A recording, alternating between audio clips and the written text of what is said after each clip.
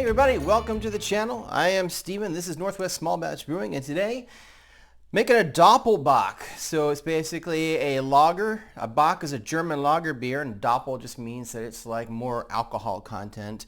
In particular, this one is expected to finish around 8.6%, so it'll be a good one.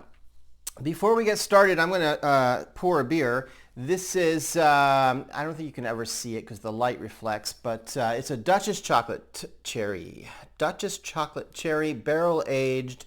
This is actually made in a town that I can't pronounce in Belgium. 6.8%. So there you go. I would read you the brewery, but I honestly can't. I can't read it. Anyway, so before I get started, and while I am pouring this fantastic Belgian chocolate beer, chocolate cherry beer, please consider clicking the subscribe button at the bottom of your screen. It is the best way to help support my channel and helps keep me motivated to keep putting out new videos every week. And I appreciate your support. Okay, there goes the bottle cap. Ha! No editing here, folks. All right, so let's get started with the grain bill on this one, shall we? To start with, we're looking at about 16 pounds or so of Great Western American Munich. Actually, any American Munich is fine. Should be around 7 Lovibond. Breeze is next up. This is a chocolate. No, I'm sorry. I'm all over the place. Breeze Caramel Malt. 120 Lovibond. So any caramel malt, 120 Lovibond, 1.65 pounds. And then a quarter of a pound finishes this off with Breeze chocolate malt, around 350 or so Lovibond, depending on what chocolate malt you get. That's it, just 3 grains, so that's pretty good. Let us move on. I'm going to do this rapid style here in just a second. So we're going to take all 3 grains, throw them in the mill that up.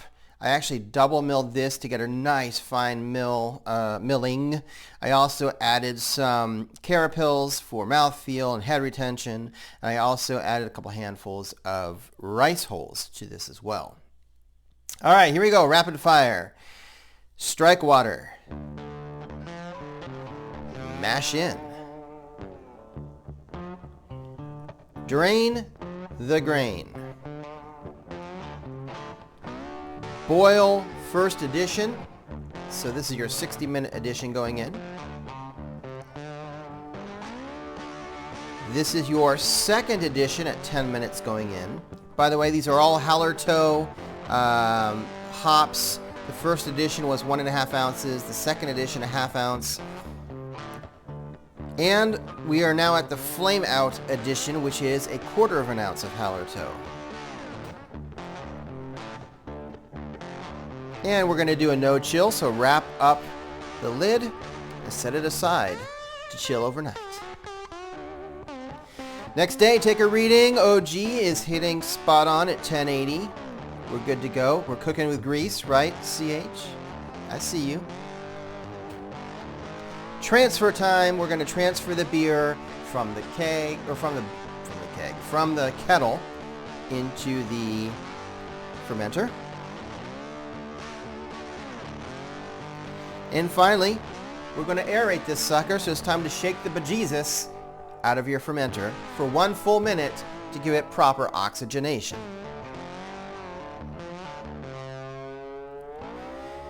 And finally, here's the yeast I'm going to use. The yeast that I have for today is Safal Lager Yeast W3470. And we'll go ahead and pitch the yeast. And last but not least, see, there goes my voice cracking. Last but not least, we're going to pressure ferment this sucker following a lager schedule for proper temperature regulation during the fermentation. I will see you back here, folks, in 30 days so that we can slow carb this and give it a taste and see how it turns out. See you then. One eternity later. I mean, I could make a joke about this right now, but let's keep this family friendly, shall we? Welcome to the end. You've made it. We're at the final tasting. Everything's ready to go. It's a little dark in here. The sun's starting to set. You can't see this, but it's almost, I guess you could call it a reddish brown. I don't know. So real quickly, the original gravity was spot on what I wanted at 1080. However, the yeast pooped out. This is not the first time this has happened to me recently, so I think it's the weather or something. I don't know, but 1028 is where it ended, and I expected it to end at like 1015, so that gives it like a 6.8%, which is still good for a Doppelbock. So that's fine. It's not a problem. It's just going to be probably a little maltier, than I was expecting. So, I mean, obviously the head retention is, epic. Ooh, I think I got some of my noobs. It smells fine. I don't smell anything odd. See if I can get to the beer.